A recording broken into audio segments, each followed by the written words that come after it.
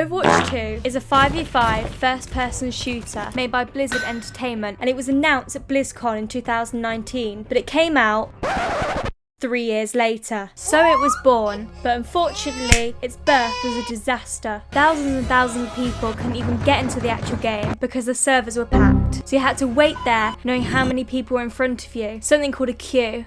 Got past border control, and now you can see the home screen. So you drag your mouse to click play, and then this comes up with multiple game choices to choose from.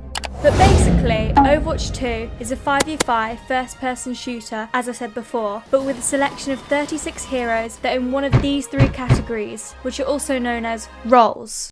Tank is basically any of these heroes with tons of health and some shields or armour. Damage, also known as DPS, is the biggest and most varied role with a wide range of heroes. The aim is to clip heads to win, otherwise you may lose. Deceit. Support. They heal with this yellow juice. The way it heals is by the support hero either injecting it or spraying it all over you, or through a set of balls. If I was on low health, I think I'd rather die.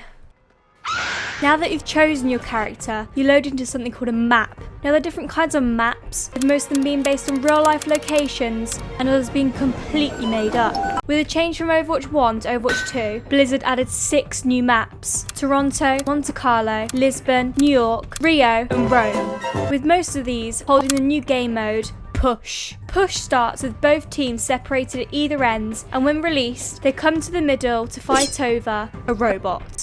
Robot is basically the payload mode that can go both ways. Once you've sent the robot to the enemy base, a word appears on your screen, followed by the play of the game. And for a heads up, it tends to favour the beam-based heroes who do nothing, quite like the Overwatch executives who make promises, then break them. And they did this with PvE, also known as PvE. It was the main attraction of Overwatch 2, but it is yet to be released.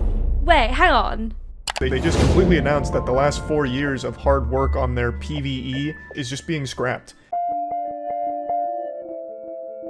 This now triggers the question that runs around in my head. What is the point of Overwatch 2? Well, you got no more dopamine hits since Overwatch 2 threw out its competitive scene. And what's wild is that 70% of players only played Overwatch for competitive. So they essentially killed off 21 million of its players.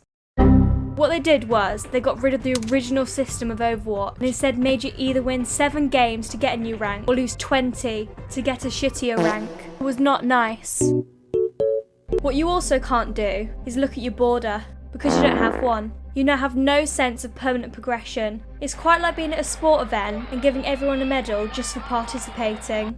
Not fun. Now, something we all loved was these things called loot boxes. If you open one up, you would get 4 free cosmetics, profile pics and more, with the occasional copy that the game gives you 25 credits for instead. But they scrapped that, and now we're left with having to pay for these credits in exchange for a skin.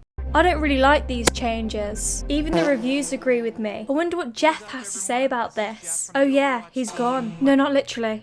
But yes, Jeff Kaplan, who some hardcore fans like to call Papa Jeff. He was the face of Overwatch, but loads of copies being sold. What? I love garbage.